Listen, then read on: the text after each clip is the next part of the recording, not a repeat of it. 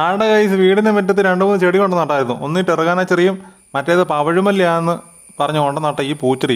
ഇവനെ നോട്ട് ചെയ്ത് വെച്ചോണേ. ഇതിങ്ങനെ കാട് പോലെ വന്നിട്ടേ പൂ വിടരത്തൊന്നുമില്ലെന്ന്, ഇങ്ങനെ കൂമ്പി നിൽക്കും. മുട്ട പോലെ തന്നെ ഇരിക്കുള്ളൂ.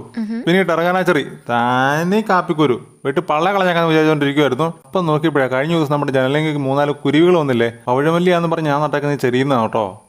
ഈ പൂ ഉള്ളതുകൊണ്ട് അവന്മാർ തേൻ കുടിക്കാൻ വേണ്ടി കുറേ എണ്ണം വരുന്നുണ്ട്. അതിൻ്റെ അകത്തൊരു വള്ളിപ്പടപ്പുകളെല്ലാം കൂടെ കയറിയിട്ട് ലെമൺ വൈനും ശംഖുപുഷ്പോടെ കയറിയിട്ട് ഒരു കുഞ്ഞ് കാവ് കാടിൻ്റെ സെറ്റപ്പാണ്. അങ്ങനെ അവിടെ ആവാസ വ്യവസ്ഥ രൂപീകരിച്ചിരിക്കുകയാണ് സുഹൃത്തുക്കളെ. വീട്ടിൽ തുടങ്ങിയ ഒരു സന്തോഷമൊക്കെ ഉണ്ട്. ഇങ്ങനെ വട്ടം തിരിഞ്ഞ കാവും കാടും ഒക്കെ ഇങ്ങനെ ചിത്രീകരിച്ച് കറങ്ങി വന്നപ്പോഴുണ്ട് ഈ അമ്പടെ മണമേ കയറിയിരിക്കുന്നുണ്ടോ?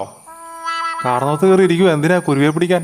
ഇത് ഞാൻ പ്ലാൻ ചെയ്തെടുത്തല്ലോ കേട്ടോ. കുരുവിക്കുഞ്ഞുങ്ങളുടെയും നമ്മുടെ പുതിയ പൂച്ചെടികളുടെയും റീലായിട്ട് എടുത്ത ഈ റീല് പൂച്ചമ്മ ക്ലൈമാക്സിൽ അങ്ങ് തൂക്കി കേട്ടോ. ഇതിൻ്റെ അകത്ത് ചാൾസ് സോമരാജ് പറത്തിവിട്ട കുരുവിയുടെ ധൈര്യമാണ് നമ്മൾ കാണേണ്ടത്.